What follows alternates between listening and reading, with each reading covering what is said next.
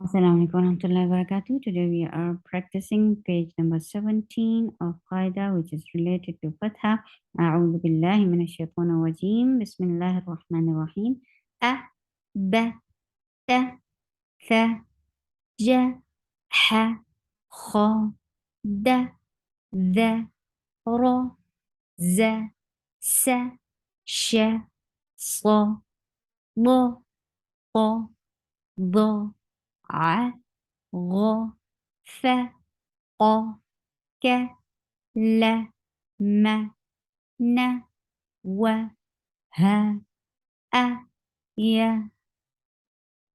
أ م ر أمر أمروا ب ل غ بلغ بلغوا ث م ر ثمر ثمروا ج م ع جمع جمع ح س د حسد حسد ذ ك ر ذكر ذكروا ر ف ع رفع رفع ز ع م زعم زعم س ر ق سرق سرق ص د ق صدق صدق ض ر ب ضرب ضرب